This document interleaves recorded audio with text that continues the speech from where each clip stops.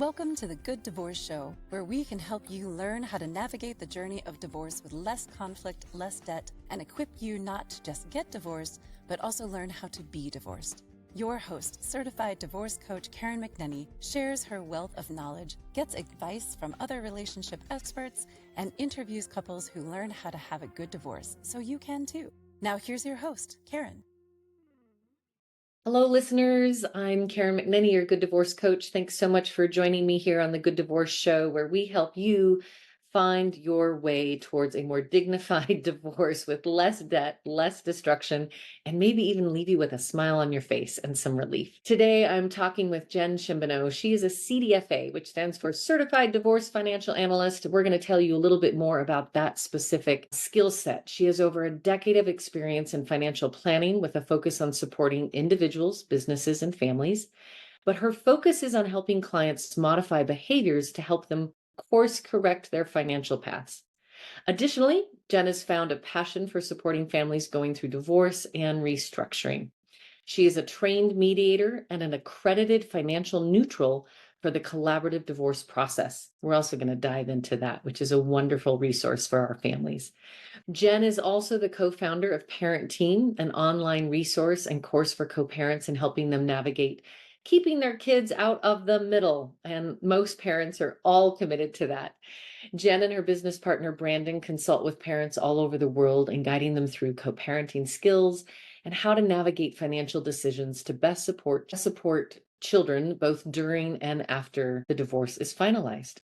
Through her work and co-creation of Parent Team, Jen has been awarded opportunities to train and educate other professionals on how to best support families who are navigating divorce. I am one of those professionals who have benefited from the resources and research that Jen and Brandon have put together through the Parent Team effort.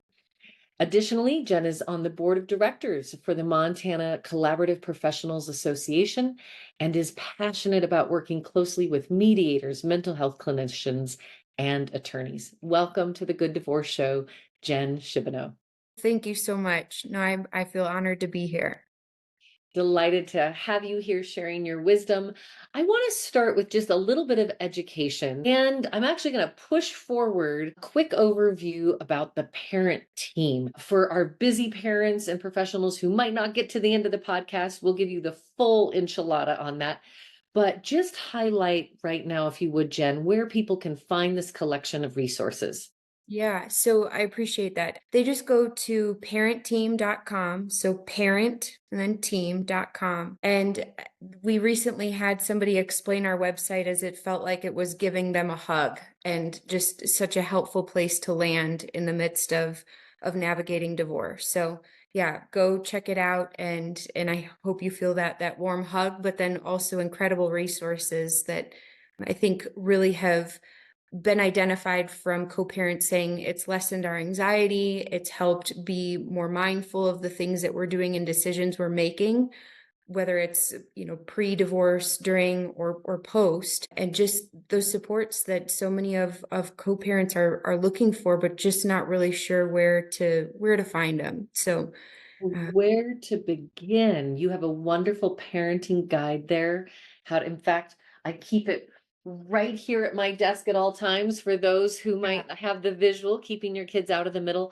It's this beautiful workbook with self-guided videos. So if you don't have a professional such as Jen or myself or her partner Brandon to guide you through it, you can actually take yourself and your co-parent on a journey that's going to be really helpful. There's also a new guide on how to write your parenting plan and ask you and your co-parent all the questions that you should be considering as you move into a restructured two-parent home. So do check it out. I highly recommend it.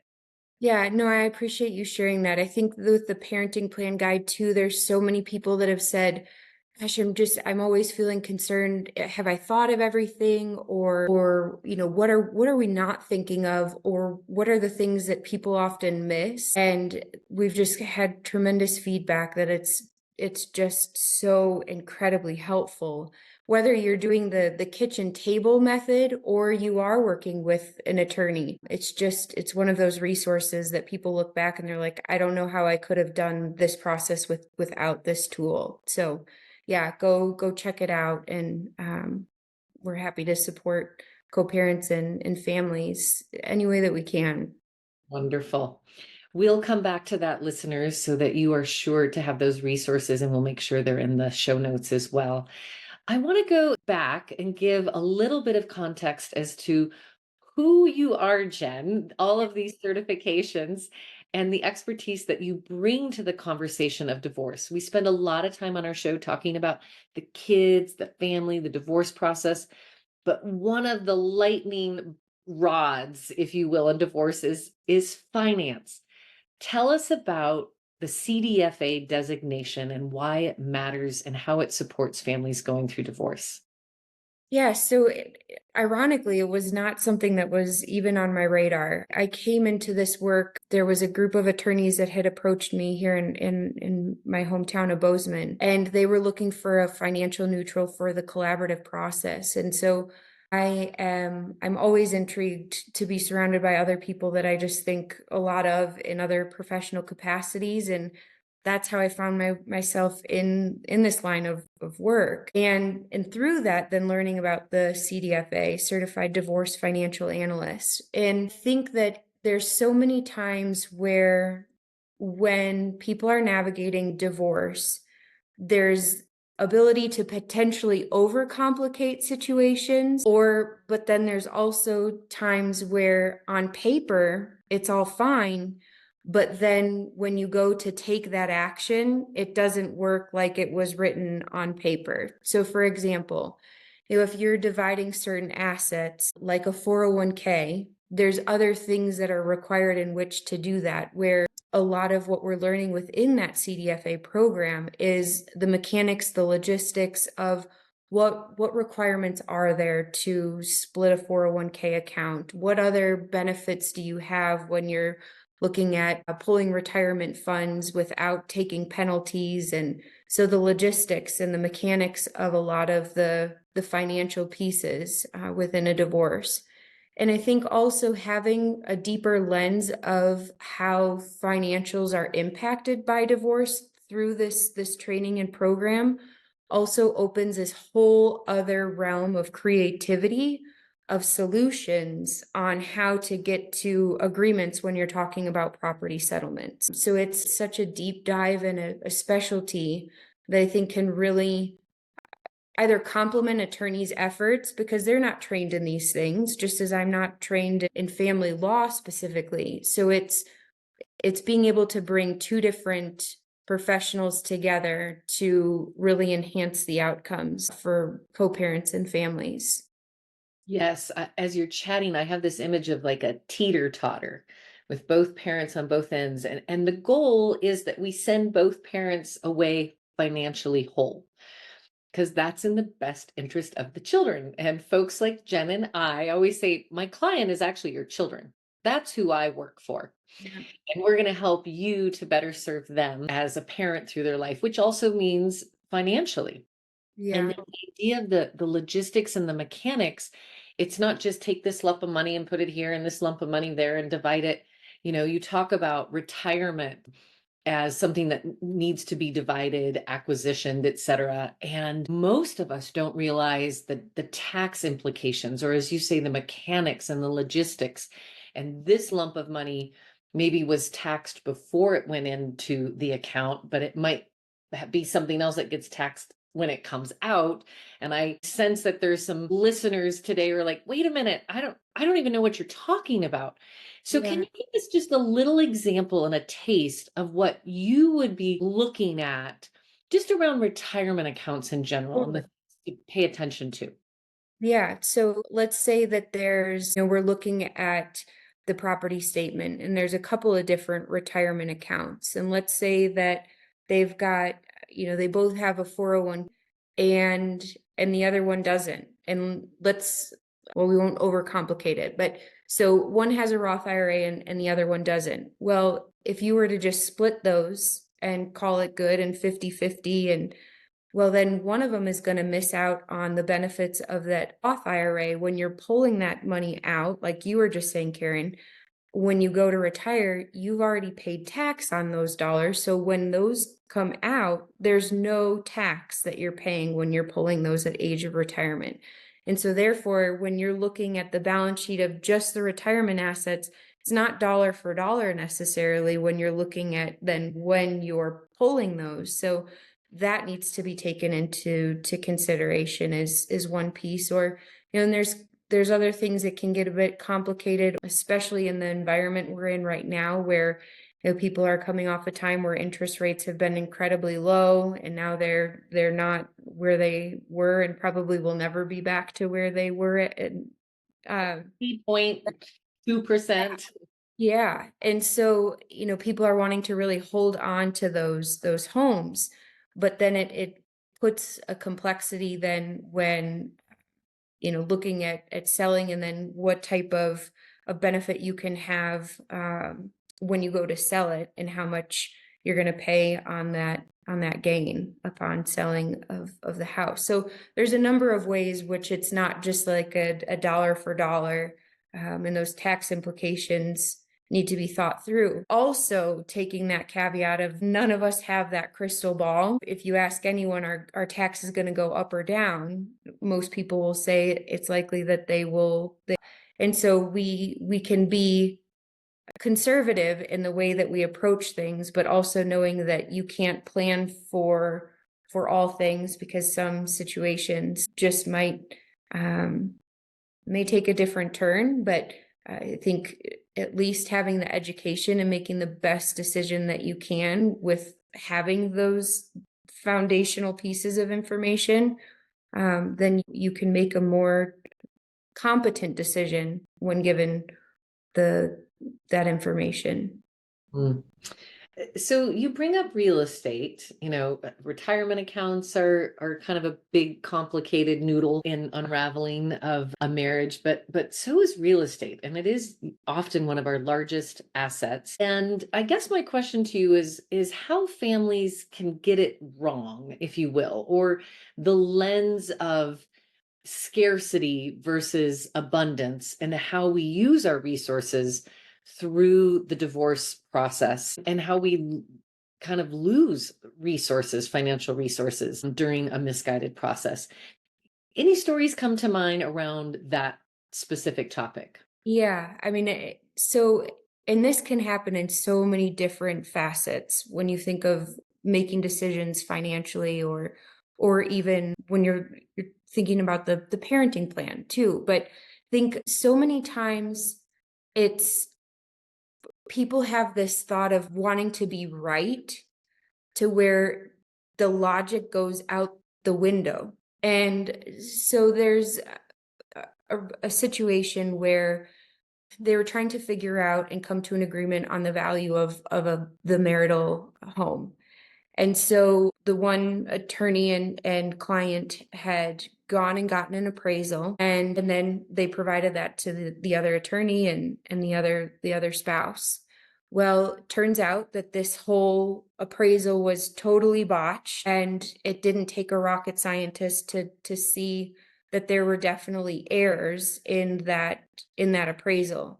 However, the appraiser was not going to budge on what they had done, and felt like they could justify these things. So details, I get into the weeds. But anyway, so they had paid for this appraisal, but now the other spouse is now engaging an appraiser to come back to try to basically null out the other appraisal. Where if you take a step back, and instead of taking money and putting it towards another appraisal, well, if everybody in that, the one attorney on this side, the other attorney, and then both of the spouses can say, this isn't right.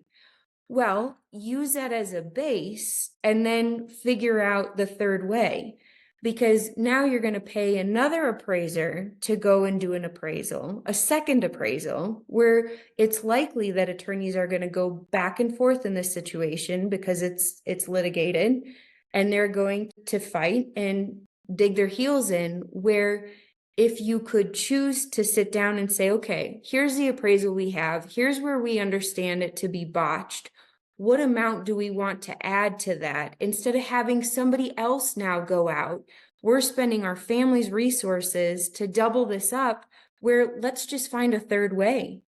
So those are the times where I feel like it's the emotions get the best of us, where we're not looking at it from a logical standpoint of there's agreement somewhere.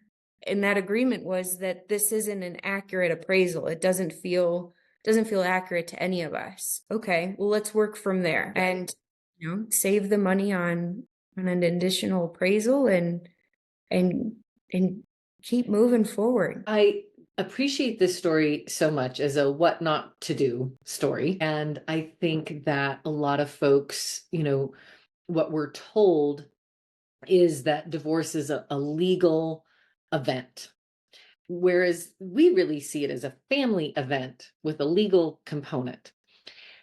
But there are times when we need to, from the beginning, involve lawyers in a really contested or litigated process. And we're going to talk more about some other options. But in this case, what I imagine is that those lawyers begin to do what they are trained to do and very good at, which is to fight for their client Yeah, at the peril sometimes of the client's resources. right. And if they could have just sat down and said, well, we know what houses are selling for in our neighborhood, and we know the value, and we know what we've put in it. So we can probably find what you call the third way. It's that middle path. It's that mediated process. And I think that our divorcing families, those spouses sometimes think, well, we're not in charge of our divorce. Our lawyers are in charge of our divorce. Claim your process and own it. And don't let your lawyers hijack the journey. Because even that second appraisal at, I don't know, $500, $800, like that's summer camp for your child. That's soccer all season long. That's back to school clothes. They're going to go somewhere other than your family when you get into that battle. Well, not only the financials of the appraisal, but then the continued conversation of the back and forth between the attorneys of, well, do we take both of these and then average them? Like, there's so many times where I think if left to the spouse or the co-parents to make some of these decisions, they're able to get to a logical place. They just need guardrails and supports to navigate that conversation. And I never want it to come across as though I don't believe in attorneys. I do. I think that they're critical and they have a place. I think where we have this misunderstanding or a disconnect is this language of like, go get a pit bull, go fight tooth and nail. Nobody wins in that situation. No one wins. And so finding the attorney or finding the method in which you feel like you have a voice and you're part of the decision-making process, but where it's done in a forward-thinking, productive manner, to where it's like there's some of these embedded conflicts of interest of where if you think about an attorney and having that ongoing conflict, it's almost like seek out the options where it's a flat fee divorce, because they're not in this conflict of, everybody's looking at the same objective. Get this settled because we want to settle it, not keep people in conflict because You it's make more money. hours. And I don't think that that's just you can't make a blanket statement that that's just what attorneys do. That's not fair. However, there are attorneys that is, they see conflict, they see dollars, and finding the good ones is critical, because I had been working with somebody in another capacity where they had been going through divorce since 2019. We're in 2024, folks. Like, to be that feels like that shouldn't be legal. Right. That's So, malpractice. I mean, You're yeah, not doing your job because well if we've got people that long into their yeah, divorce. I mean, just aside from the financial distress, the mental distress that you're having to carry for that duration of time is just really unfathomable. But so I think just being able to make people aware that there are those third way options, and letting your attorney know if that's the route that you're going. I like the approach of a third way. It doesn't have to be that we win all the time. Like I'm flexible on some things. Here's where I'm flexible. Or attorney, here's where I'm not flexible. And I think that those are skill sets too that good mediators have, that what we really pride ourselves upon with our divorce process that we help folks go through is really figuring out where are you flexible, and where does it feel like you get a little bit more stuck, and we can work with that. We mentioned in your introduction that you are also trained as a neutral in the collaborative process. This might be a new phrase, a new idea that someone is hearing today for the first time as one of the options on the divorce multiple choice, right? We often see like option A, lawyer up and destroy. Option B, make sure your children are in the middle and have to have lots of therapy. Option C, everyone loses all their money by the end. Or D, none of the above. And working through parent team with a divorce coach in the collaborative divorce process is that D, none of the above, that we can just put our focus back on restructuring the family, not being stuck in the going through divorce for years, just be divorced and then learn how to be a really well adjusted family in this new chapter. So tell us a little bit about the collaborative divorce process, and as a CDFA inside that, what you've noticed. Yeah. So I wish that the marketing on collaborative law, I think, is poor in that, people feel like, well, I can't be kumbaya with my co-parent and navigate this in a collaborative way. Are you crazy? Well, so what they should really call this process is multidisciplinary support system for divorce. And why is because basically, if you think about this process, each person, each client has an attorney that's their advocate. And within that process, too, you get a financial neutral and you get mental health neutral in most models. I say that because in some parts of the country, well, in some parts of the world, really, you've got a slightly different model, but I'm going to speak to this one because it's the one I feel most convicted about. So you've got those two neutrals, and then you've got each have your attorney. And what we're doing is we're really working in conjunction to hear what the interests and goals are of the parties and be able to get to check as many interests and goals as we can for that particular family. And so it's different in that we're not negotiating back and forth. What we're doing is we're saying the conversation might sound like this. I really have an interest of keeping the family home for the next 3 years. That interest comes from wanting the kids to be able to stay in the same school. That feels like a really important piece for how we navigate this. Okay, great. So we can take that into account when we're looking and brainstorming settlement options that are going to work. Does this settlement option check that ability to have them remain in that house for 3 years? Or how can we get creative to accomplish that? Instead of, well, if you're taking the house, then I'm going to take this. Those aren't the things that's not the language you're going to hear. You're going to hear us redirecting as professionals and neutrals saying, I'm hearing that the 401k is really important to you. Tell us more about why that particular account feels really important, because it's just, how we're made up as humans. A lot of us need to have the understanding of the why behind something. And when we have the why, it makes it, I don't want to say easier, but if you can understand why something's important to the other person, it may get you to a place of, wow, I can really hear that that's an important piece. And they've shown me some flexibility over here about something that felt really important to me. And it's just such a better outcome for everybody because they feel really part of what we're coming up with as the ultimate settlement. Mhm. So it's just, it's a I just beautiful. wanted to highlight a unique part of the collaborative process is that those lawyers and those neutrals always sit down together with the clients. Yeah. It's not this shuttled mediation where you're not at the table with your soon to be former spouse. You are all at the table and you have someone in your corner, those legal advisors. But like in your role, you're not advising, you're what I like to call on a good day, I'm a really excellent sheepdog. I'm helping to guide you, but you need to go on your own feet to your desired destination. But I'm going to keep you safe along the way.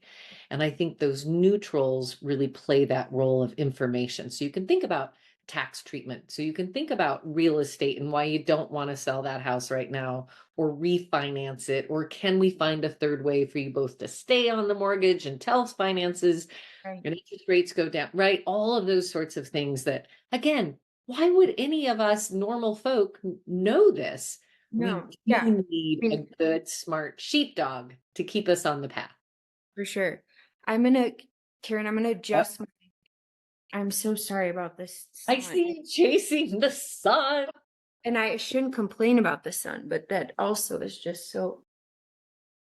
It's great. We'll just, But then I also. so I'm curious, Jen, you live in both of these worlds as a neutral CDFA in the collaborative process, but then you also just provide CDFA and financial advising services to families. How are those different and how should clients understand the differences in those things? Yeah, I think it's such a helpful question too, because I mean, it depends on how I am using that credential. An attorney will reach out to me and say, I'm representing the party that has less financial background or has always been kind of in the weeds or just wasn't engaged as much on the finances and they're feeling a little bit behind the eight ball. Can you do some work with them and educating them around what makes up the marital estate? Or and answer any financial questions that they have. And so in that role, I'm really being an educator and helping to try to bring them up to speed on giving them that overview of what, they feel confused by, or they don't trust their former partner to share with them all the things that they do have, and it just doesn't feel appropriate for them to discuss it. So that's another way that I'm utilizing my skill set. I think something that's been a bit challenging for myself is as not only an advisor for wealth management in that hat, but also just the way my mind works. I want to be the problem solver where I've had to start asking the question, do you need a listening ear or are you looking for solutions? Because I just go into solve mode. So where it's different, when I'm working in the collaborative space, I'm not to solve those problems. And in fact, I might have ideas that I want to bring out, but I have to present them in a way of asking questions to get the clients to really be thinking of the idea. It's like the kid making their bed or cleaning their room. When it's their idea, it's so much better. But when you tell them to go do it, just is not, it's similar to that. And so taking my advisory hat off and my problem solver and putting my neutral and my question asking hat and my curiosity hat to identify where that flexibility is a shift that is really, and probably why I love this work, because it really keeps me on my toes. Yes. Well, we are chatting today with Jen Schimbeno. She is a certified divorce financial analyst, over a decade of experience in financial planning with a focus on supporting individuals, businesses, families, and really why she is here today, in addition to those credentials, is she is the co-founder of Parent Team, an online resource and course for co-parents and helping them navigate and keeping their kids out of the middle. We're going to come back from our break and dig in a little deeper with Jen today. Be sure to stay tuned for more resources and opportunities of learning. I'm Karen McNenny, your Good Divorce Coach. Stay with me.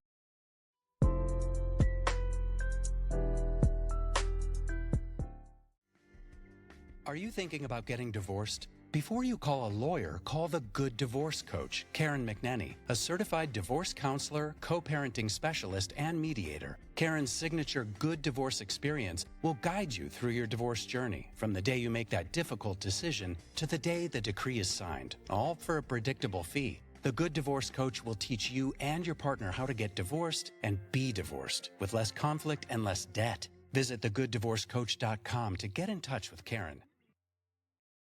Now, back to the show with Karen. Welcome back to the Good Divorce Show. I am your Good Divorce Coach, Karen McNenny. Joining me today, Jen Schimbeno, Certified Divorce Financial Analyst, co-founder of Parent Team, and really a pioneer in the field of doing divorce differently. And there is a lot of pioneers starting to show up on the scene, which I am happy to say. I'm interviewing many of them here on the Good Divorce Show. You and your partner, Brandon, are certainly a part of that. But I have to ask the question, Jen, why would you want to spend all this time talking to divorced people? They're depressed, they're angry, they're hurt, they're discombobulated. It can be a really hard time for the people going through divorce, and yet you've chosen to walk that path with families. What brought you to the work and what keeps you?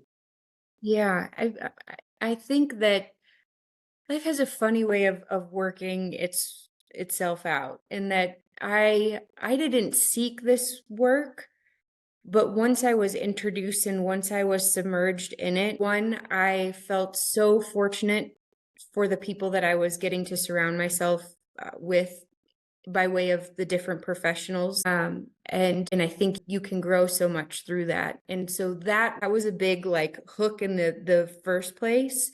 It's like, I'll try this on. If there's enough people asking me, would you do this work? Then they must think I might be halfway decent at it. And let's see what happens.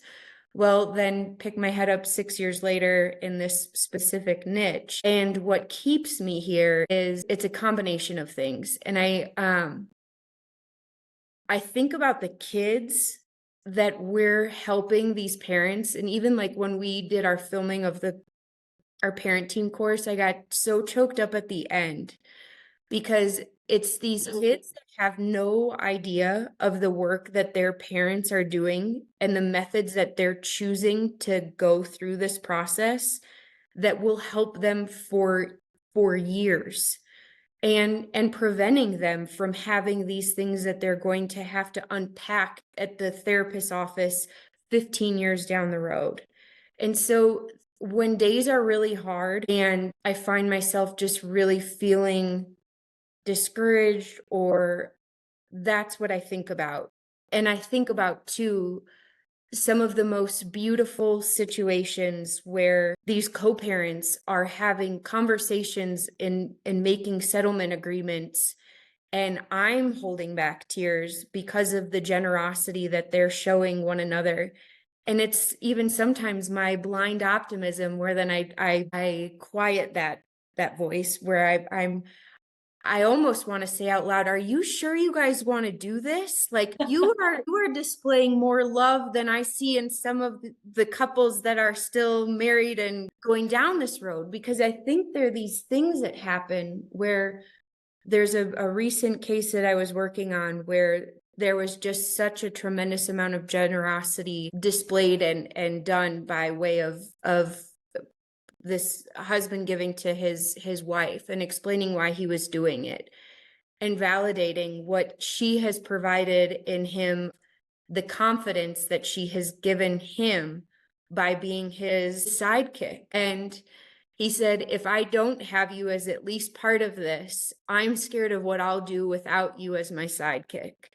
And I had to like take deep breaths of like, hold it together. You're the professional in the room, but these pieces of generosity that can come through, her response being, I'm so thankful to that. And it's also hard because it's something that I've wanted to hear for so long, and I'm finally hearing it. And so you wonder, like, does he wish that he would have said that sooner? Or why couldn't he have said that sooner? Or did he say it sooner and she wasn't able to hear it? And so, and I just think this work really makes you think about relationships from such a deeper level, how we can all be better in the ways that we show up in our relationships. And this work keeps me constantly learning, constantly on my toes. And it's never the same thing twice. I mean, one time it can be a fight over a Mini Cooper, like a Mini Cooper. And then the next one, it's like, there are no fights. And you're like, well, wait, so what? You guys are what? So they're just as so, it's never, and that's what keeps it fascinating. And that's what keeps me wanting to do this, and the impacts that we're making. I mean, fiscally too, because I think about how much divorce can cost people, and it makes my stomach churn. And so when we're working with these couples that are choosing to go at more of a fixed, like a flat fee divorce, I'm like celebrating because I'm seeing in my head the dollar signs that are being kept and retained for family resources, that they're not spending triple, quadruple that amount in, duking it out in a courtroom. I think one of the paradigm shifts that I certainly am trying to amplify is that divorce exists to improve the relationship between co-parents. We don't ever talk about that, right? If you want to stay in a bad, crappy marriage, stay in your bad, crappy marriage. The reason we lean into divorce is because something needs to get better. Yes. And for those couples who are already on fire, litigating shark, right? We got to go to war. My message to you is you have stayed too long. Yeah. We sometimes just stay in that truth too long, and we make it a big hot mess so we can justify the departure. Whereas if we leaned into the divorce process, well, there was still that, that hint and that sense of love and connection that brought us together, that our children were made for love, but we see that this marriage is complete. So let's, as you all use the language, let's reconstruct, right? I say, your marriage might be done, but your relationship is not done ever. We're going to renovate your relationship Totally. I love that. across these two homes so that that forever relationship that you share through your DNA lives inside your children and your grandchildren and maybe your great grandbabies, like you don't have to destroy it. We're here to help you preserve what needs to be kept. Absolutely. Hmm. Absolutely. So you talked a little bit about this generosity. What else comes to mind when you think about the good divorce experience, the divorce with dignity? What is different about those individuals that they bring to the table, that they're willing to do, that you see as best practices amongst the folks, like speaking to the heart of our listeners? It's the framework.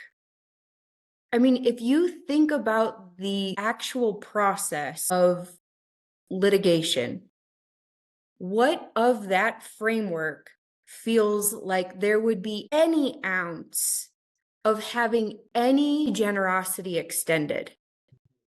The framework just simply is not there. The framework is framed around an aha, gotcha, or I'm gonna figure out like where's this missing, or where did you not do your due diligence? Mhm. No, like the framework is set out to fail these families. Yes. And Yes. so if nothing else, if you just think about the framework that you're in within this process, do the people around you feel like they have the same goals in the sense that they want to come to a solution? Does it feel like there's proactive approach and exploring flexibility in third ways? Those are the processes that are going to have those glimmers of generosity or kindness confetti come out, where it's not that you're giving in, it's that you're simply demonstrating where you have flexibility, because your desire is not to be right, it's not to win, it's to have everybody feel like, okay, this is a closing of a chapter and we're all going to be okay. Yes. Oh, I love kindness confetti. Yeah. And people don't even know that's an option. And again, I guess I would say it this way: how we begin is often how we end. And if at all possible, call a coach, call a collaborative team, call anyone before a lawyer Totally. is going to immediately put you on adversarial sides. Now, we know sometimes that is what families need, and there might be abuse, there might be 100%. money that's been laundered and stolen. There's And always the asterisk. that's right. But for many families, myself included, we just couldn't be married anymore. And we are much better co-parents across two homes. I think our children would agree. And we just needed to get unmarried, but Yeah, not destroy our family and come out worse than we were going in. totally. And if That- you feel in that destructive mind frame and you're like, yeah, but I'm too pissed off to do any of what you're talking about, and I'm too pissed off to not get a bulldog, take a pause yes. and figure out where is that rooted, get the coach, get the resources, or explore like conscious uncoupling. It's a beautiful process. It's get yourself in a frame of mind where you're not out for blood, you're not out for the pit bull, because I believe that, again, asterisks aside of these other situations of DV or extenuating circumstances, people can get to that place of where they don't have the desire to be in the aha got you or advocated with alongside a pit bull or what have you. Get to that place. Do yourself a favor. Do your pocketbook a favor. For God's sake, do your kids a favor and do that work first Yes. before you dive into, because guess what? You're going to come and arrive at that table with more competence, more confidence, a smoother and more strong foundation, and all aspects of your life are going to be thankful and grateful and better off because you chose to do that work first than doing it while going through that divorce process. That's right. I might just capture that in a bumper sticker. Yeah. Family before finances. Yeah. Family before finances. Yeah. Truly. Well, clearly, Jen and I have a real passion about not only changing the way that families move through renovation and reconstruction, because we're here to tell you, you're still a family. You're 100% a family. And that's what we're really trying to preserve through this pioneering work. You are just now co-parenting across two homes, which has its own set of challenges. And folks like Parent Team, the Good Divorce Experience, we're here to help you learn the tools of how to be a really high functioning, stable, happy family across two homes. And I always say, the legal world will help you get divorced, but they don't help you know how to be divorced. And this legal process, in many ways, I think has hijacked the divorce experience and is putting a lot of families financially behind when we're already moving from a two-income household often to a one-income household. Like, it's hard enough. I feel like you might have some opinions about this as well, Jen. Yeah, I think it is so difficult because so many times, even if you ask an intact family, do you feel like you have enough as far as financial means to hit all of your goals? 90% of people will answer no, they're behind the eight ball. So if you are taking what else already feels like they're behind the eight ball, and now you're splitting that and operating two households, I mean, it just exasperates that feeling. So being able to preserve those resources to the extent that we can, which often I think we do and can, I think there's this really cool shift where individuals aren't necessarily going to the attorney first when they're looking at going the route of divorce. And so I think what that does is it really sheds light on, what are these different options? And not to say that an attorney wouldn't shed light on these options, but again, the framework and how that's communicated and how you're exploring those different methods, I think really matters. And so I love that there are so many different divorce coaches and people are talking to their therapists, and therapists are becoming more educated about these different means so that we can do things in these more third way methods and really preserve more of the financial means for the families, like the college funds and the things that you want to do, rather than duking it out and dragging it out. And just writing big checks to lawyers all the time and not getting anywhere. We spoke with a potential client who said, I'm $40,000 in and I'm still not divorced. That is not appropriate. Yeah, I mean, what? Help. So the parent team, I want to come back to some of what you and Brandon, and I'll also mention Brandon was a guest in season 1.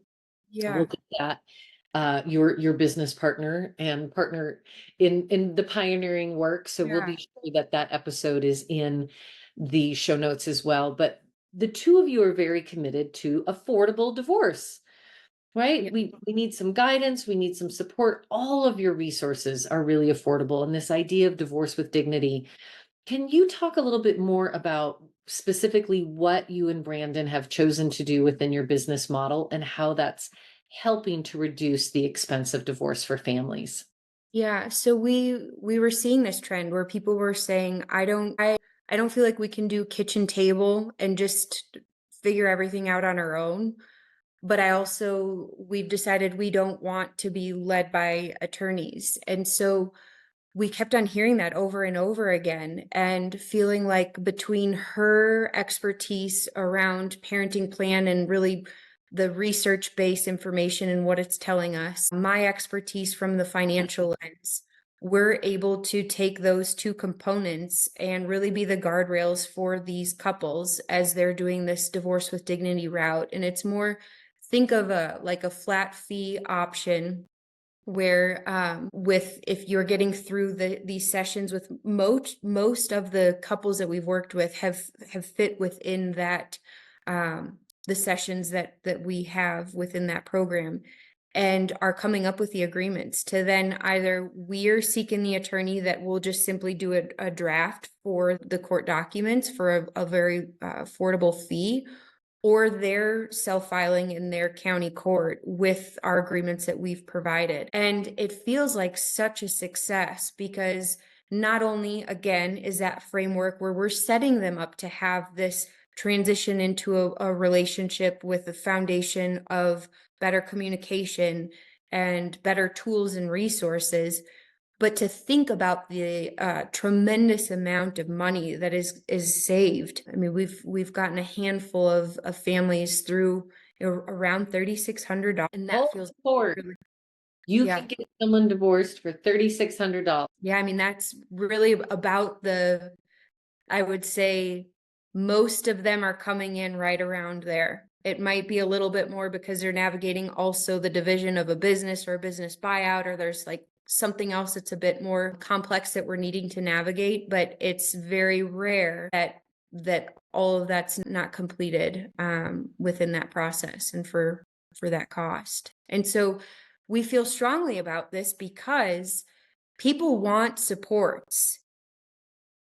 but they want to do it in a fiscally responsible way. And oftentimes people are coming to us because they're like, I don't want to wait 2 years or even 8 months with some of these counties and how long it's taking. And so we can do it in a way that we're not pushing anybody through the process, but we're doing it in a more timely fashion. And we've seen such a tremendous increase in that need and that desire that now we're needing to create and duplicate more of the professionals that are providing this piece.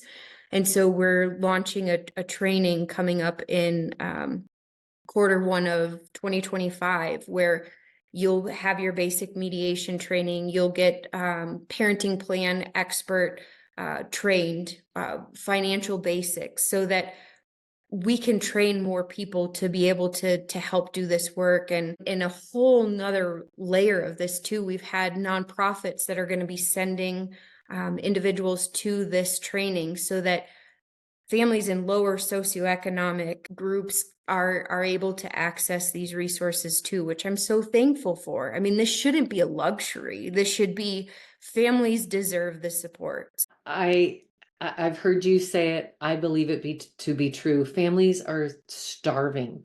They're Yeah. so hungry for a different path. And listeners, if you're anything like me, I stayed paralyzed in my truth to renovate my own marriage because the only option that was on the table was to lawyer up, get in a battle with someone who I chose to marry and have children with, and end up with less, and then be lifelong enemies with the father of my children. I could not see my way down that path. So the choice was to stay until it occurred to me we can do this differently. So in many ways, I built the business that I wanted Yeah. 14 years ago, that I was looking for this support. Yeah. And Brandon have built a business to provide the support in a really affordable, comprehensive, easy to understand, and self-guided, if people so choose, or to call in Yeah. collaboratively minded professionals. Yeah. It's beautiful. Remind us again, Jen, where to find these resources and what to watch for when Yeah. it comes to your team. Absolutely. So our website is just www.parentteam.com, PARENTTEA.com. And dive in. You'll find resources for professionals where we're coming alongside other people in this space and helping to enhance the impact that we're collectively making in these families' lives. Parents can find helpful resources. Educators, teachers are utilizing our resources. And that's the other thing that's totally bananas, is that we're looking at what type of resources, teachers have and how to support these kids in two homes. And we need to do better. Educators, we're gunning for doing better. But so, yeah, I mean, they can check that all out there. And then our Instagram, we've got a pretty robust, we took a little hiatus and now we're back in action, but people have just said how helpful, reminders or just quick language or reframes and what they find from our Instagrams. If you are on social media, and it's just at Parent Team, and a bunch of free content that I think you'll find inspirational, helpful, and just kind of plug and play when you're like, I don't feel like I can do this yet. Well, lean on us, and before you know it, it'll just become more natural. Yes. And once again, this Parent Team workbook, Keeping Your Kids Out of the Middle, you purchase really reasonably for you and your co-parent. There are self-guided videos, worksheets to help you along the way. Chatting today with Jen Schimbeno of Parent Team, Certified Divorce Financial Analyst, mom, and pioneer in the new space of how we can do divorce differently. Thank you so much for joining me here on the Good Divorce Thank Show. you. No, it's truly a pleasure. Thank you so much. And remember, listeners, everything will be okay in the end. And if it's not okay, it's not the end. Thanks for listening. Do you have questions or thoughts about this week's episode? Let us know by following the Good Divorce Coach on Facebook and Instagram at Good Divorce Coach, and leave a comment. And be sure to tune in every Monday at 10 a.m. Pacific or listen anytime wherever you get your podcasts.